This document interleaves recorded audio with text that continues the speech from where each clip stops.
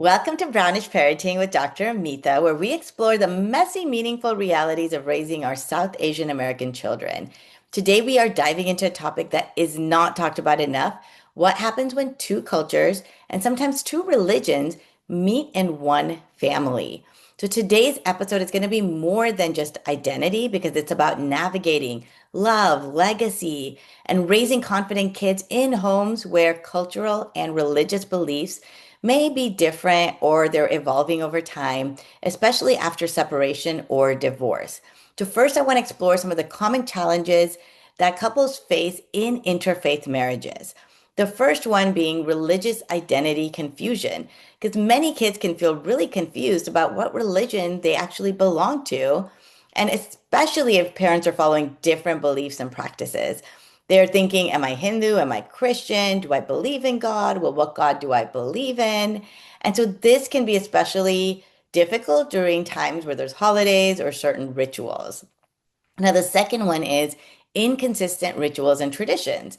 So couples may disagree on what rituals they should observe and whether children should go to church or visit a temple or they should fast during a certain period of time. So that can be very tricky, as you can imagine. The third one being conflicting values. So when we think about moral teachings, different religions emphasize different values. Do you think about karma versus sin? Or if you think about individualism versus being part of a community. So parents may disagree on things like how to explain death, the afterlife, one's purpose, what's right behavior from wrong behavior, whether they talk openly about sex education or LGBTQ topics.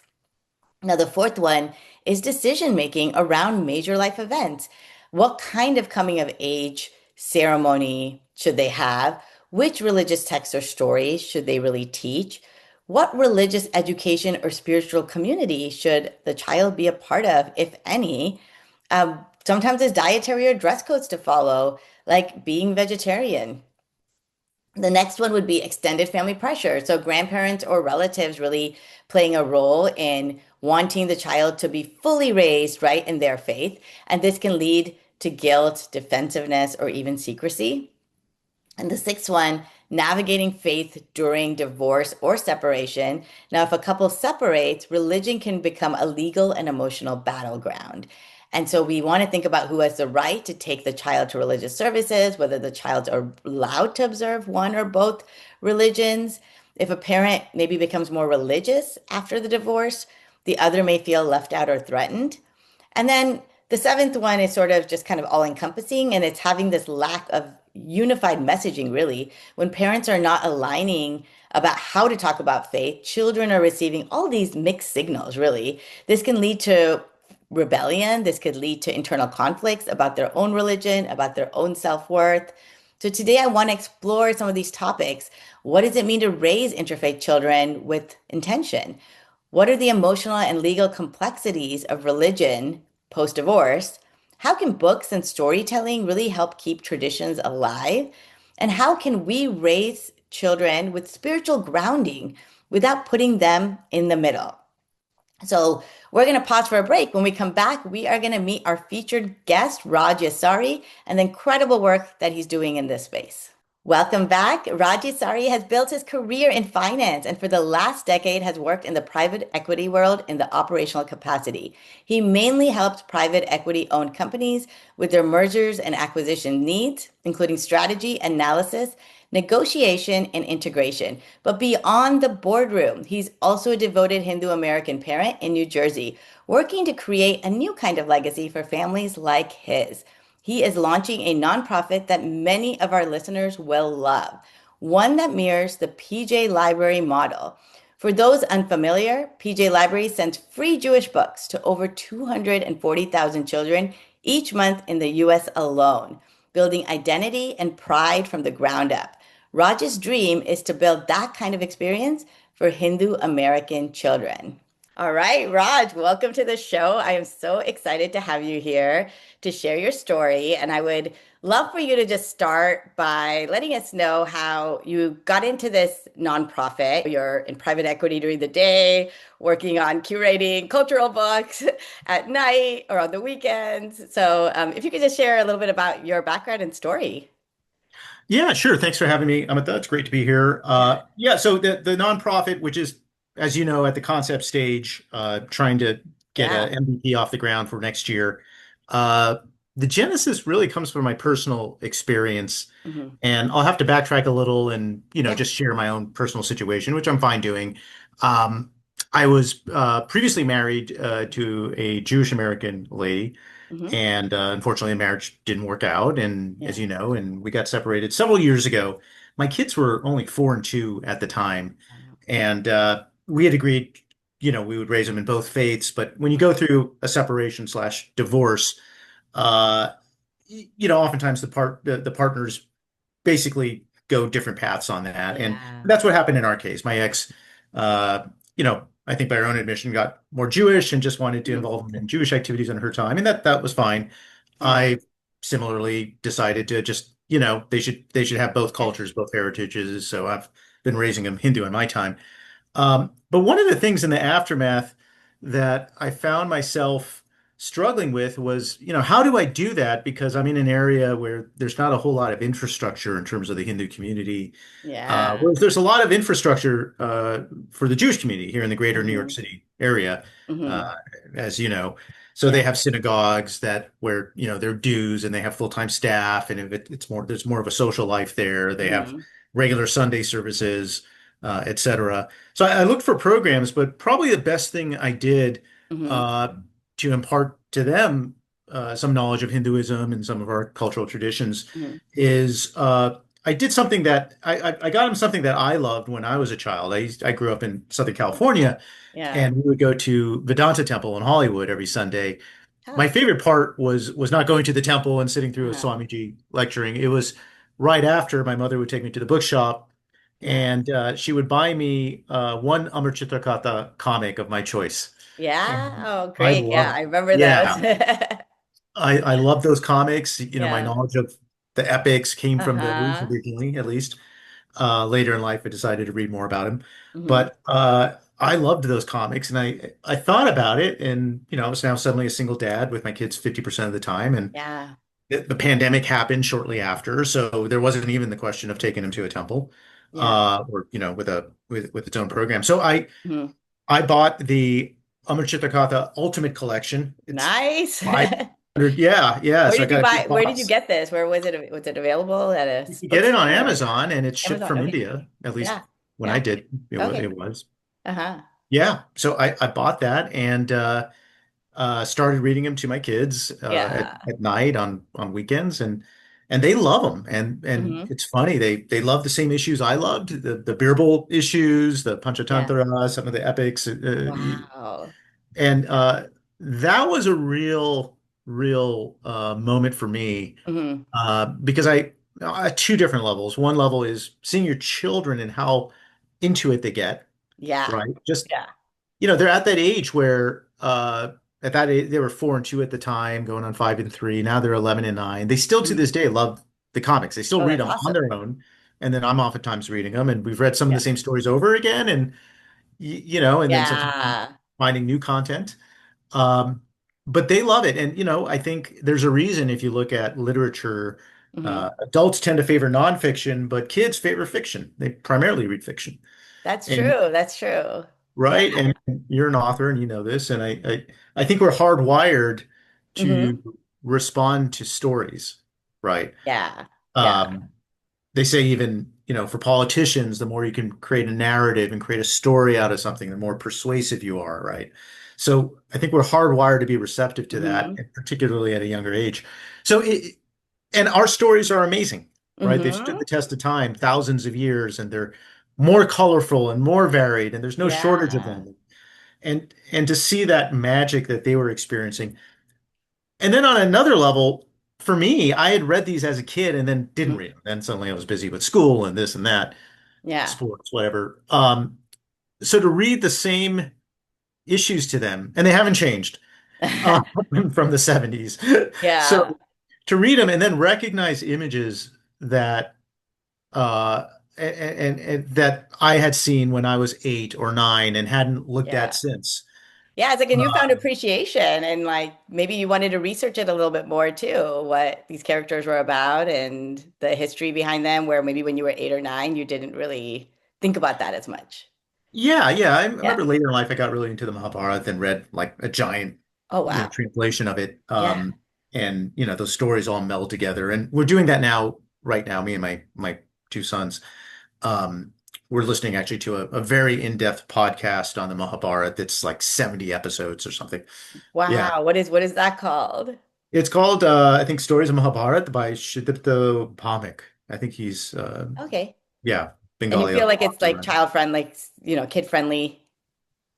I think my kids are enjoying it. They're definitely Mhm. enjoying it. It's very in depth, but because they've read all these comics, they have a foundation. Yeah. And sometimes we're listening to a story. He goes into much greater depth than, of course, Amrita Katha. Hmm. But they'll recognize it and they'll be like, "Oh yeah, hey, I remember this," and they get a little thrill Yeah. from that. Yeah. So yeah, so we're kicking it up a notch a little bit and doing that, and then I have plans to I want to get past this part of the Hmm. podcast, read them a children's version of the Gita. I don't know if you can see. Oh, oh, nice. Yeah, which Okay. I went ahead and read just to make sure it's suitable and good for them. Um, this one's by Rupa Pai. I think she's based in Bombay. Okay. So anyhow, coming back to my Yeah. story, Amar Chitrakatha, reading That was that a to them. start. They Yeah. love it. I love reading it to them. Uh, so that's one story as to how this idea came about, which I'm going to get to in a Yeah. moment. The second story is going back in time when I was married Hmm. and we had our first child with my, Jewish American wife. Yeah. There's a nonprofit that services the Jewish community that literally, like every Jewish person in this country, I have many Jewish friends. Everyone knows about it in that community. No Wow. one outside the community knows about it. Yeah. And it's called PJ Library. Yeah. And what you do, and my now ex-wife knew about this, Hmm. is when you have your child, you go to their website. They make it super easy, 30 Hmm. seconds. You fill in your name, your address, your kid's name and birth date, and then automatically once a month, a book arrives in the mail, a children's book that's age appropriate, addressed to your child. Hmm. And when they're very young, it's mostly pictures, big letters, So and then developmentally appropriate. It's not income based. It's just you sign up and you get it. exactly. There's Yeah. no test, nothing. You just sign up and you get it Yeah. once a month. And I saw her do it, and once a month we'd get a book in the mail, like A is for Abraham. You're teaching the alphabet, but Yeah. also a little bit of, Old Yeah. Testament material. And there was one about let's take a bus ride through Israel, and oh Oh. look, there's the holy sites, and Hmm. and I was amazed. Yeah. No secret, the Jewish community is very tight here, very tight knit, Yeah. and has a Yeah. strong sense of identity. And Hmm.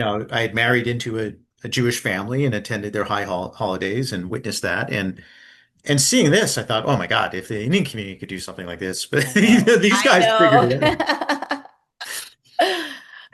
know. And then Yeah. the third story I'll say is I have lots of friends, who married other Indian friends, Indian American, Hindu Americans who married other Hindu Americans and just took it for granted that their kids would be Hindu American. Yeah. And the kids may call themselves Hindu Americans, Hmm. but they don't, the parents never got Amrita Katha or read them anything about it. Yeah. And growing up in this country, maybe in some pockets it's heavily Indian nowadays, but Hmm. uh, not everywhere. And we're very open people, right? Like we're, Yeah. in English speaking, English thinking much of the time, the ones Yeah. who come here. And so your children integrate and they may Hmm. call themselves Hindu, but how much do they know about these stories, right? That's true. And Yeah. and I would argue if you're going to read some of our scriptures, if you're going to read the Gita, uh, if you don't know the stories, it doesn't resonate as much, Hmm. right? Like True. Yeah. why is Arjun so upset at Hmm. what he has to do, right? Like Yeah. Yeah. if you're not emotionally invested because you read the stories and you understand that these are Yes. people he grew up with and that he now has to go kill and Yeah. And then the guidance he receives and all of that. Like you won't understand some of the main values in the Gita. yeah, yeah, and Yeah. there's a marvelous part where Krishna unveils himself as God and Yeah. says, I am this, I am that. And he's referencing, Kamdenu and all these like figures Mhm. from some of these stories. And Yeah. if you don't know who those are, it goes over Yeah. your head, or at least the impact is a lot less, right? That's true. That's You true. know, Hmm. and I've witnessed that in friends, relatives whose kids are, they might call themselves Hindu, but they don't really know anything about That's the true. epics. They haven't read the stories, and to them, it's just, you might as well say you're Yeah. spiritual but not religious, right? Yeah. Which Yeah. is totally fine, Hmm.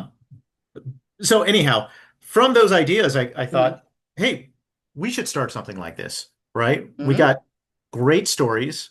My Okay. kids still get the Jewish stories at their mother's house, Okay. and Yeah. those are good stories. I think when they initially started getting them, they really enjoyed them. Yeah. From what they tell me, they don't really read them anymore. To this day, 7 years later, they're now 11 and 9. We're still reading them because Yeah.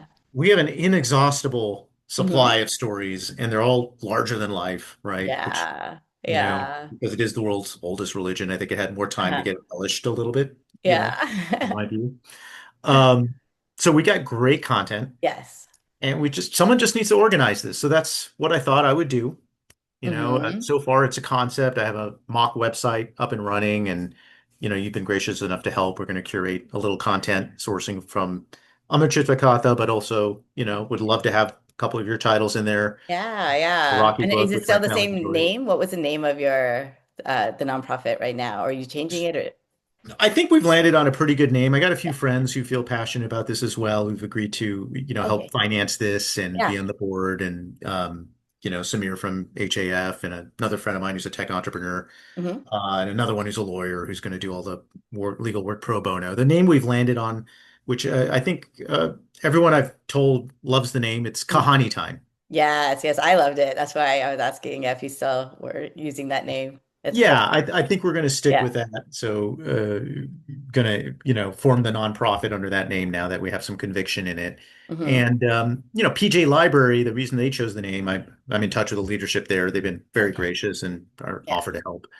in terms of knowledge transfer. Hmm. They chose PJ because it's a cute name. It Hmm. signifies pajamas, Oh, I see. bedtime. There's Yeah, an bedtime association. rituals. Yeah, Yeah. yeah. Yeah. So the idea is to keep this light and Hmm. fun for the Yes. kids, right? Yeah. And Kahani time is it just I don't know, Yeah. rolls off the tongue. It seems cute. Yeah. Story time. It's Yeah. I like it it. Yeah. yeah. Yeah, I have to tell you, so my daughter recently went to an event at a church and she was raving about how much fun she had when she came back, right? So she was like, they had in and out there, they had all these games like spike ball, they were playing, Uh-huh. ping pong. And then at one point, I think I said, so what did they talk about anything? And she was like, yeah, somebody came out, this youth pastor, and they read from the Bible and they explained one of the stories, but did a really great job of kind of just breaking it down. It was a 20-minute kind of everyone get together. We're going to read this story and talk about some of the values. And then they were off having fun again. And she was kind of like, she was asking me afterwards, she's like, Mom, we have temples, and how come Yeah. how come it's not that fun? Like, you're talking about this. And she's like, there's no, the kids aren't around, we're not playing games. There isn't someone that could just as easily, this counselor did such a great job of explaining the story and making it meaningful and relevant to their lives and what's going on today. And so it's interesting how you were talking about this when you first started off with your background and trying to go to temples, but then not feeling like the kids maybe were getting that much out of it.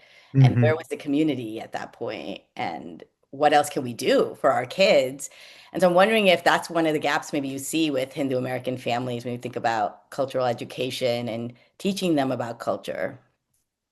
Yeah, I think you're right. Yeah, Yeah. we're definitely lacking in the infrastructure. Now, maybe in some Mhm. areas, like Mhm. some parts of New Jersey, there are plenty of Yeah. temples, but you're right, they're very different. They're not these sort of living, breathing community centers, right? And Yeah. yeah, I've also wondered about that. Hmm. There's obviously a diversity in our religion. Could be practiced in many ways. Many, Yeah. people keep deities at home and have their own Yeah. private puja area, right? So you Hmm. don't have to go. But I think part of it is that, frankly, there's an aversion in Hinduism Hmm. to make this about money, right? Like, Hmm. um, Yeah. but I know I could speak about the synagogues. They have membership fees, right? Okay. Yeah. And $1,000, 1,500 a Mm. year. They're not Oh, trivial. oh, wow. Yeah. Yeah. Okay. They're willing to pay for it, so there's a Hmm. willingness to do that. So Yeah. again, the sense of identity gets passed on because it existed there to Yeah. begin with. But I think there are benefits to that if you can make Hmm. it work and that it funds full-time staff. Yeah. They have preschools, like we put Hmm. our kids in a preschool down the street, which is run by a synagogue, and there are plenty Hmm. of non-Jewish families using Yeah. that as well for a Oh, preschool because yeah. Yeah. in most parts of the country. It's starting to change a little bit, but that's Mhm. still, not government funded, right? Yeah. So, churches and synagogues, having Hmm. been here for a while, Yeah. they offer that. Yeah. Um, they just have more infrastructure and yeah, I think the willingness to have fees and Yeah. therefore be able to afford a full-time staff that organizes fun events and Yeah, that's true. That's true. yeah, Because sometimes, yeah, yeah. we're always like, maybe it's, the marketing for our culture and religion is just not there as much. But I think it does have to do a lot with infrastructure and being able to really prioritize this as something we want within our Yeah, communities. Yeah. yeah.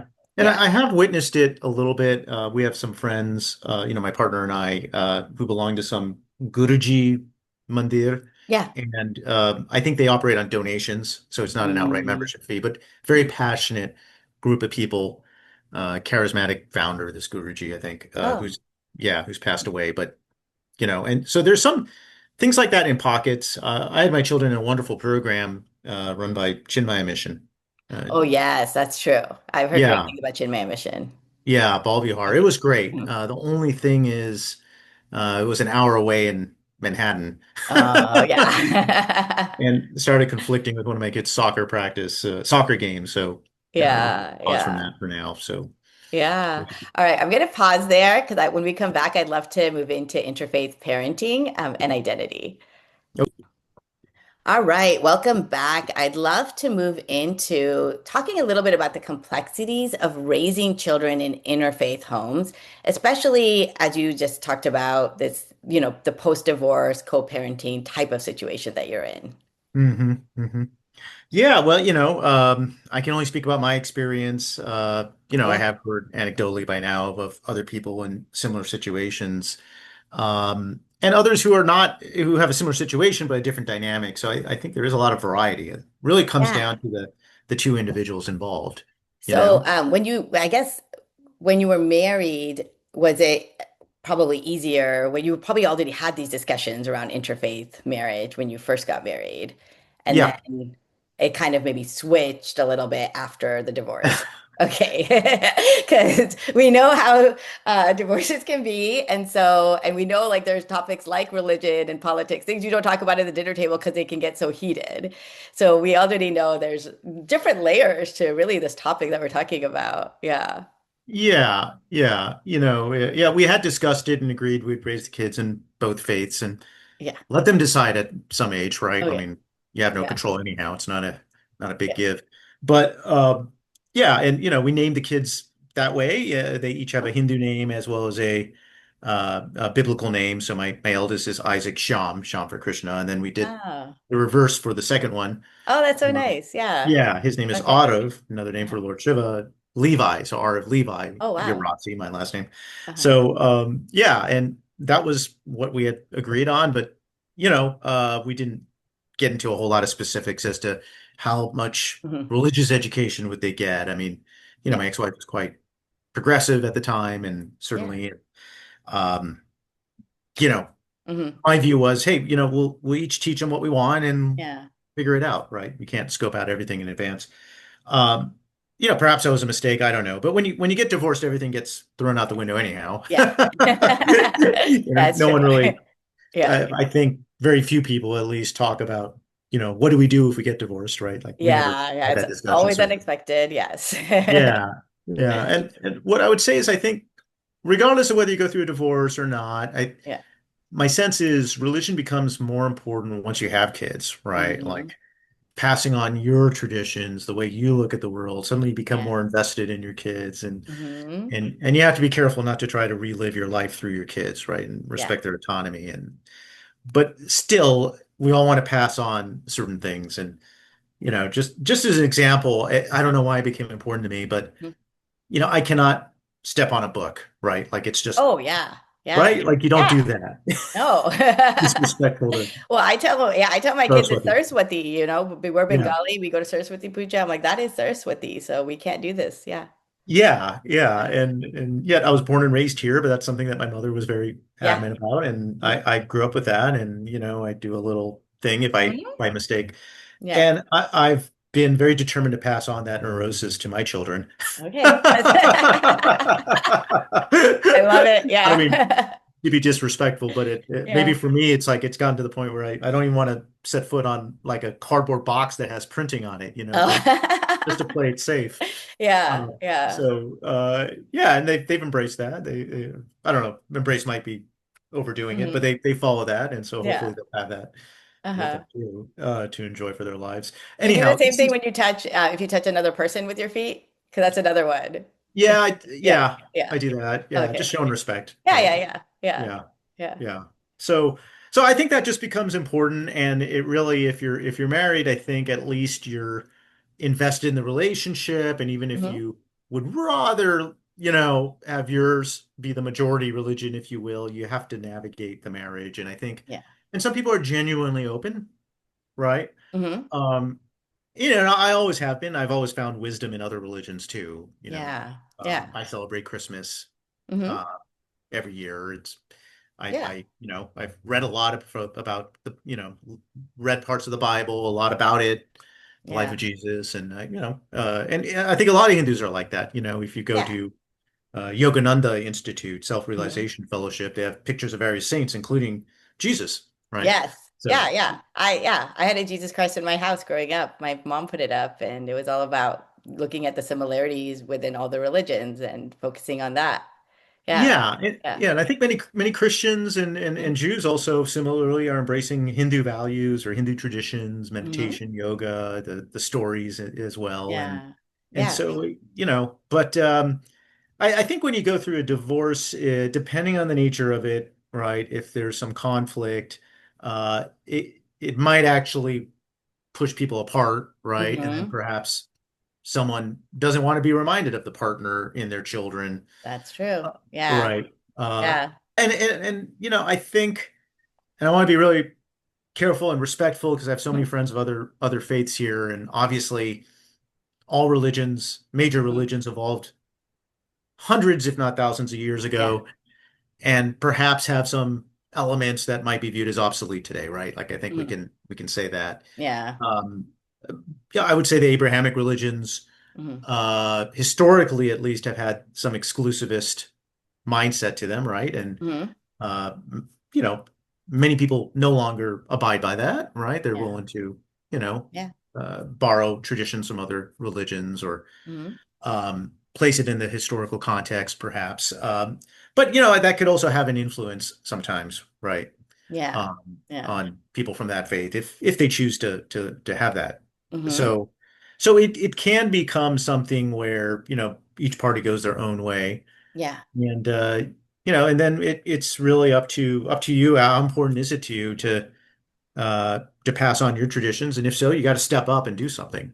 That's true. Yeah. When you think about, because you only have the kids maybe half the time, is that correct? Yeah, I've always had them 50% of the Yeah. time, Okay. So, like, how do you balance the religious activities, their school activities, or extracurricular activities with, with all that? To me, the most important thing is the best interest of the children. Uh-huh. And I think that's a balance of all these things, right? Hmm. So school is definitely important. Yeah. Extracurriculars are important. I didn't want my son missing soccer games, not just practices, but games because Yeah.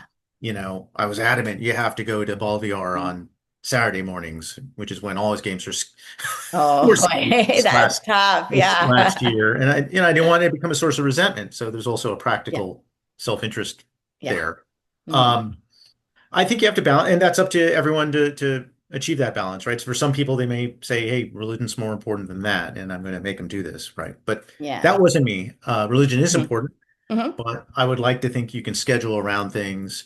Um, for me, the most important part of my faith is the meditation practice that that I do that you know about that Yeah. here Yeah. does now. And that's something that you can, hey, you have some flexibility on, right? Yeah. And do you have you passed that on to the kids? Do they do any kind of meditation right now? Oh yeah, yeah. Okay. I've been doing it myself 28 years. Wow. You know, uh, it's And funny. that's the transcendental meditation, right? Correct, Yeah. correct.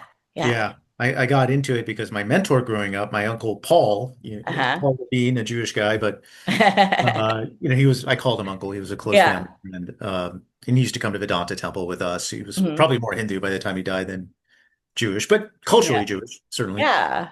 He got me into it because he was actually very close to the founder, Maharishi, and Okay. did the original brainwave studies. He was a brilliant physicist. So Uh-huh. when he suggested I try it, as I was graduating from college, I went ahead and did it, and I've been doing it since, and it's been great.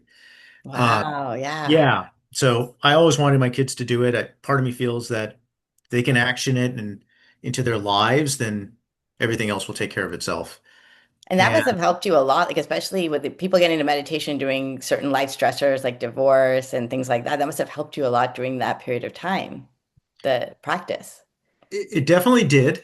Definitely did. That and jujitsu.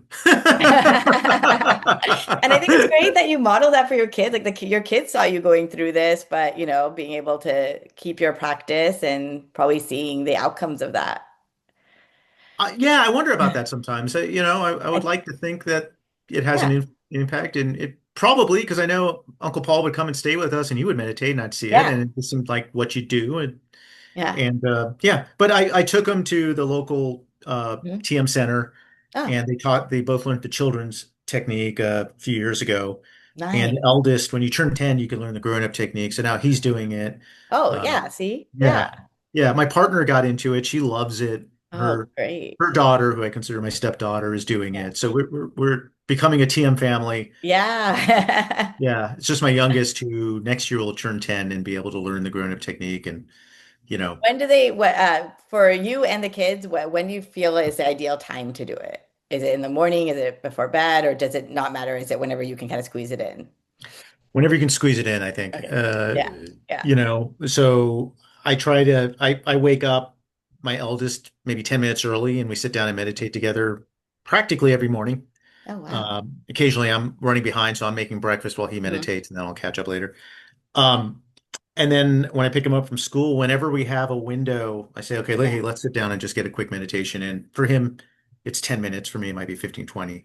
Okay. Um, yeah, you're supposed to do it twice a day. Yeah. But look, once a day is fine I too. know. Yeah. You know, Yeah. sometimes life gets in the way. Yeah. Wow. That's Yeah. great. And they just seem like the kids just seem so like they're already like naturally intrinsically motivated to learn. A lot of times parents have a really hard time just getting that interest in their culture, their religion, the meditation.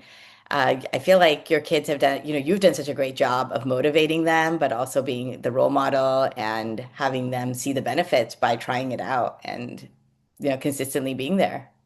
I Oh, think well, that's thank great. you. Yeah, no, that's amazing. Well, I think it's important to show Yeah. up for your kids and be present. Yeah. Yeah. Uh, Maybe the meditation helps, but I feel like I'm present when I have them. Mhm. Uh, you know, I work my tail off when I don't have the kids, so I have a little more time with them during the day when I do Yeah. have them. Yeah. Um, Outside of school hours. But as soon as I pick them up, I try to be available for them. Sometimes you have calls and whatnot, but that's how I've tried to manage it. But again, look, I think one thing I've noticed that the Mhm. Jewish community does really well, at least in the Reform area. Mhm. My ex-wife was a Reform Jew. Uh, they keep it fun for the kids, and they Uh-huh. kind of gamify things. Yeah. Yeah. Um, and kind of what you're describing with the Christian church and playing Yes. games, and they She do a loved lot it. of There's that. so many kids from her school there. Like I could feel the energy when I went to pick her up. I was like, wow, this looks awesome. It looks fun. She's like, Yeah, yeah. and Bal Vihar is maybe the closest thing I've found to that Uh-huh. from the Chinmaya mission, in that they have lots of arts and crafts and activities that kids enjoy. Yeah. They keep And it camps, fun. right? Do they have camps? They have camps where the kids go off on their own, or is that maybe I'm thinking of something else? It is that. They Yeah. do have summer camps. Yeah. We have not done that. They do other summer camps, but Yeah. not that. That would be We have I to think mutually I agree think I on. had friends growing up that went to those and just loved it because it was away from their parents. They got to hang out with other kids their age, and Indian parents did not let their kids go off on their own very much back in the day. Yeah, Today we're fine yeah, with it, but yeah, back then you weren't allowed to just go off and be at camp unless it was with other Indians and part of a program. So right, yeah, right. It wasn't a yeah, thing, but yeah. changing in this area, I've noticed among Yeah, Indian same Americans. here. Yeah, I feel like it's Yeah. good. I'd love to move into looking at the legal and emotional side of religion post-divorce and how disagreements might play out in practice when you think about the courts, if you have an experience with the court system. Yeah, yeah, I think you're referring to something that where HAF helped me out, you know. Hmm. So yeah, so unfortunately, we ended up in a bit of a dispute or conflict, I should say, my ex-wife and I over religious activities for the kids. And again, we hadn't really scoped this stuff out before marriage. And then anyhow, once you get separated, you go your Yeah. separate ways. Um, so she, I think by her own admission, got more Jewish after separating and wanted the kids to be more Yeah. Jewish. And uh, so, in addition to Sunday services, that she was taking them on her weekends, you know, on my Hmm. weekends, I do my own thing with the kids, Hmm. you know, ball horror or her own thing. Um, she wanted to put him into a Hebrew school during the week on a weekday, but she scheduled it on my weekday. Hmm. That's what her synagogue offered. I have a Hmm. lot of Jewish friends. I asked around. They said, "Look, this is for her own identity. You don't have to do Yeah. this." A couple of them said, "You know, it's better to get a private tutor." Actually, that's what we did. Yeah. One of them thought it would be totally appropriate to take him to a different synagogue, and there was another one close by her that would have offered it on her day, but Hmm. obviously a different synagogue, right? So, you know, I made these, and meanwhile, you know, I felt my meditation practice wasn't being supported on her time. Hmm. She Oh yeah, viewed it that's as true. Hindu, I Yeah. guess. Yeah. Yeah, so I kind of thought, well, like, you know, I've accepted that, right? They Yeah. only meditate on my days, Hmm. you know, it should be fair, right? So Yeah. why don't you just do it on your time? I have no issues with that. Hmm. In fact, I did some research, found another synagogue that offered it on her days that, you know, equally close to her, um, probably closer now. But it was a different style of Judaism. She had some issues with that, which I can also understand. But there's still the Yeah. private tutor route, Hmm. which a lot of people are doing. And my Jewish friends say, like, look, this is becoming increasingly common because to spend all afternoon, a full weekday, Yeah. takes you out of sports, it takes you out of other activities, and everyone's thinking about college and, you I know, know. Time is such a factor. Yeah. time is, yeah, oh my God, modern day parents. Huge. Yeah.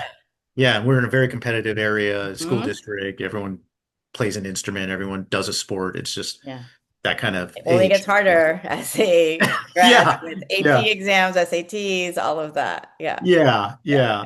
So anyhow, we got into a dispute. We were unable to Yeah. resolve it on our own. Hmm. So had to take it to court and let the judge decide. And I explained everything. I explained my meditation practice, gave a lot of detail on it, how I'd been doing it all my adult Hmm. life, how my kids had already learned it, and Hmm. here's how it works. And it is part of Hinduism. It's, you know, originated from our religion. Yeah. Obviously, if you're not Hindu, you can meditate, right? Yeah. But Yeah. it's more meaningful for a Hindu, certainly, Hmm. right? Hmm. Which I think every Hindu American would understand. Anyone who, you know, Yeah. knows the stories, sees people Hmm. meditating nonstop in our epics. Um, but the judge, who was, you know, Caucasian woman, like my ex, her name indicates she's probably of Christian origin. Mm. A lot of commonalities, you know, they call Hmm. it Judeo-Christian.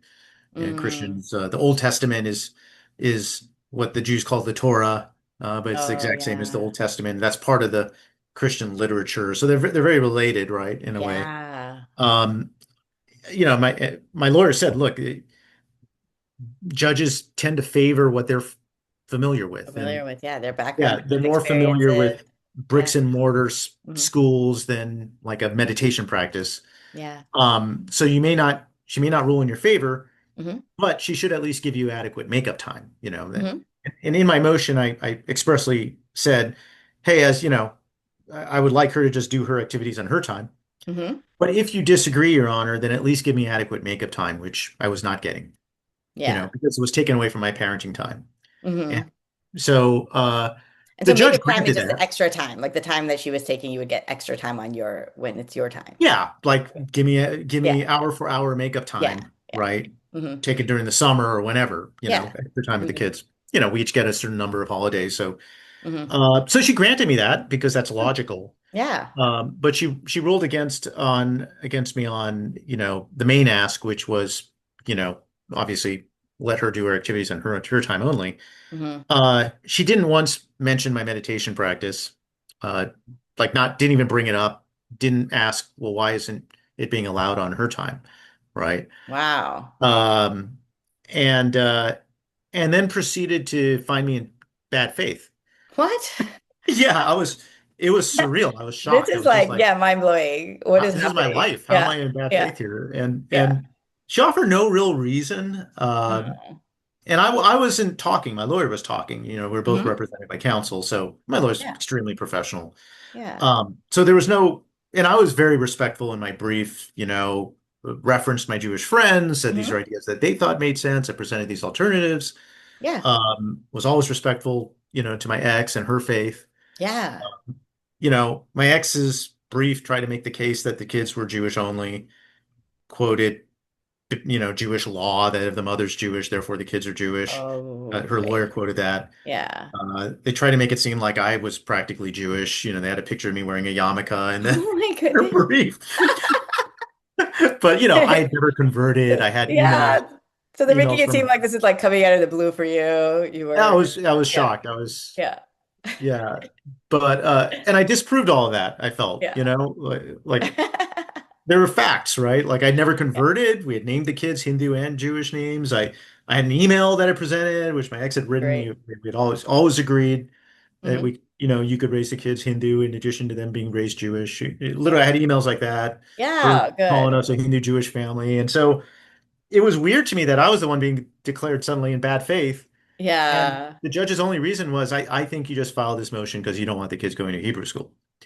Oh, And I yeah. was like, I'm presenting alternatives. Yeah. Yeah. It's a, Quoting my Jewish friends. I'm not yeah. questioning her faith.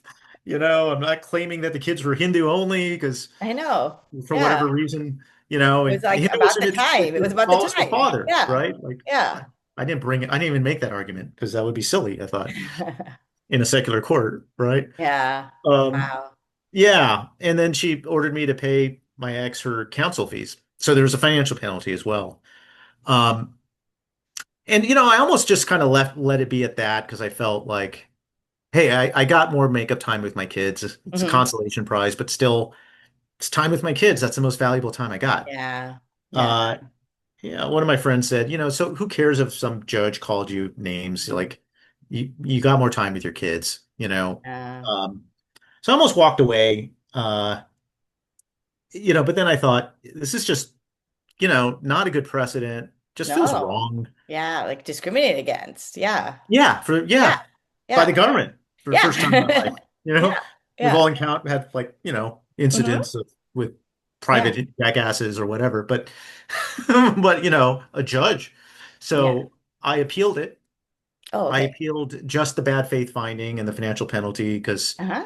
Yeah. very difficult to win appeals. And Hmm. I was told it's 1 out of 5 or 1 out of 10 Oh, actually wow. go through. Hmm.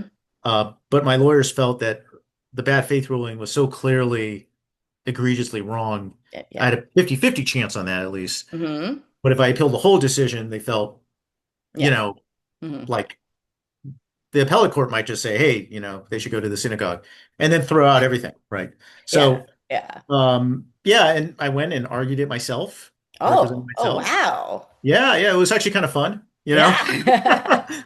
Not a lawyer, but fun to play one on TV, Yeah. so to speak. Yeah. That's And amazing. yeah, unfortunately, the appellate judges were quite good. I think they Okay. saw through everything Oh, that the other side was arguing yeah. quite firmly, and they ruled in my favor, and then they reaffirmed Amazing.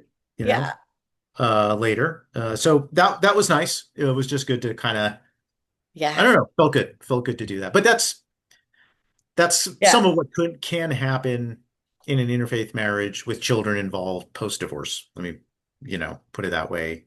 Maybe Yeah. mine isn't particularly bad.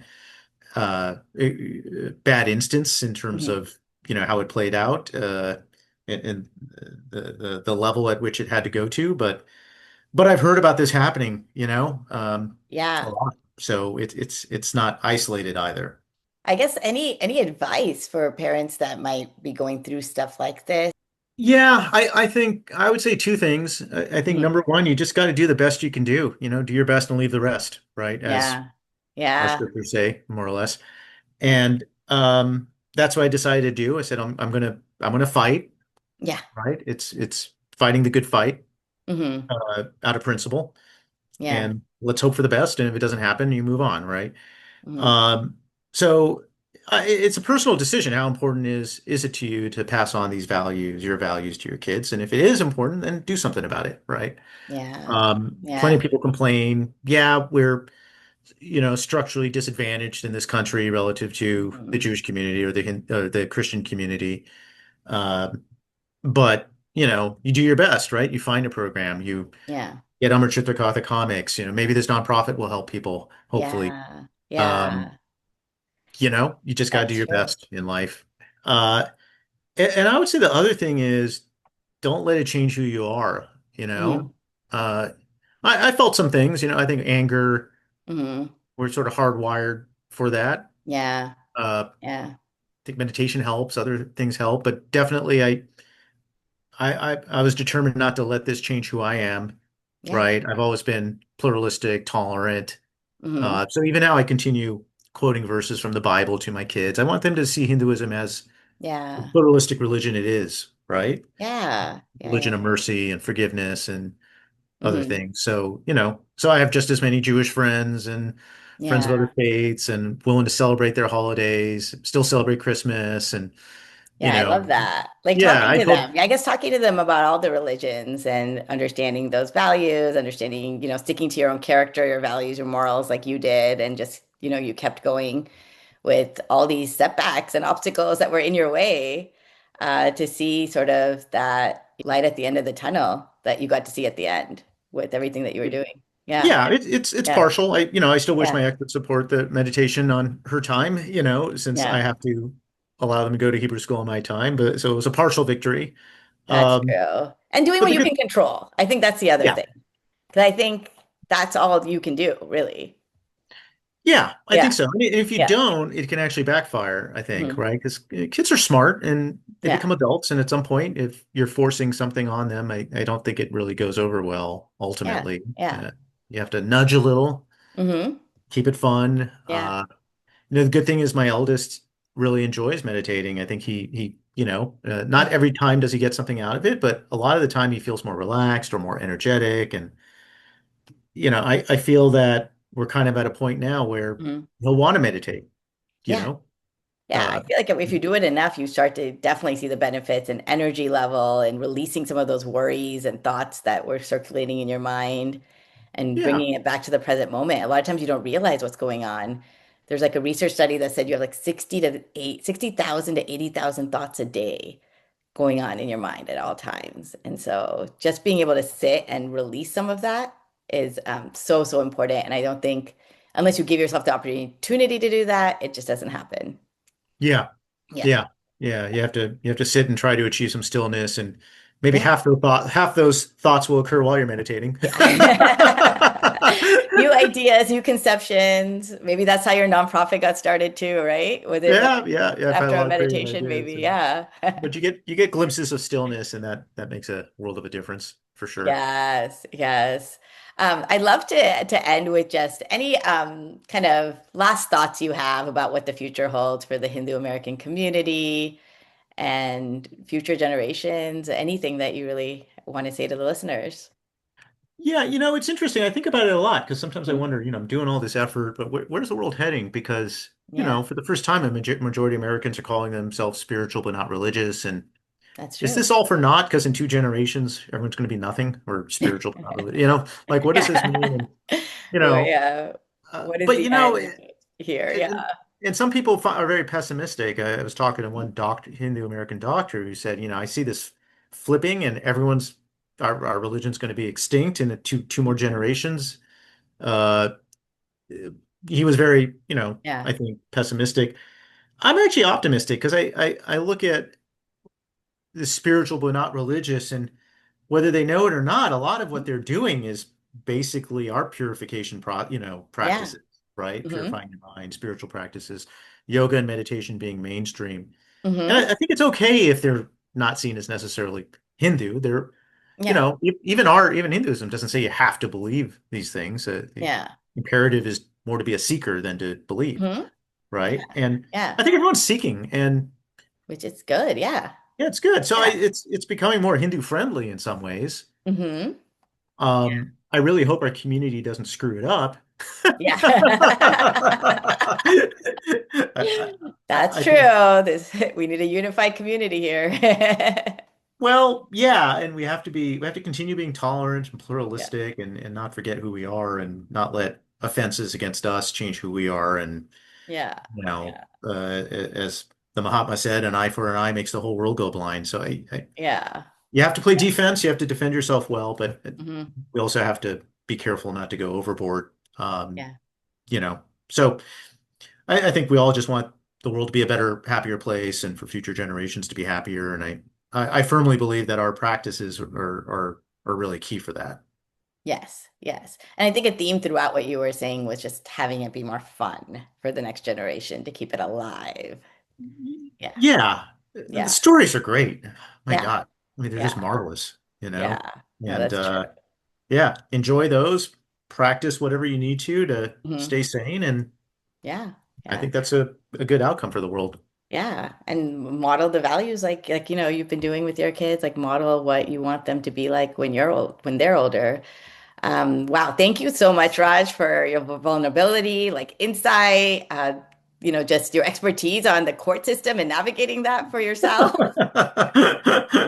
And If I could help anyone else, it will, I think that story it's was happy. just, yeah, the fact that you didn't play victim, you went up there and you were like, I'm going to do this and I'm going to take it to court. And then you appealed, and then you became your own lawyer. So Thank you. there was a lot there. And so if listeners want to stay updated on your nonprofit or connect with you, what's the best way to do that? Well, so that we have a name for the nonprofit, as you know, and the website is kahanitime.org, KAHAANI Okay. time.org. Uh, right now, it's a mock website, but maybe the best way, if anyone wants to help or get Hmm. involved, is to just email me directly. Uh, Okay. my email, happy to share it. It's ryerasi@gmail.com. So RYERASI at gmail.com. And, would love to get whatever help I can as we try to get this off Yeah. the ground. I got a busy, a busy job. Yes. And when I have my kids, it's all hands on deck in the evening. But, making some progress over the last year. And Yes. yeah, hoping to at least have a minimum viable product Hmm. launch next year, serving maybe a few to several hundred families, collect feedback, and then build it from there. Yeah. Oh, that's awesome. Yes, Raj is super passionate about this. And if anyone has any free time to help, please do reach out to him. To our listeners, thank you for tuning in to Brownish Parenting. Let's continue to build bridges, not just between generations, but between traditions.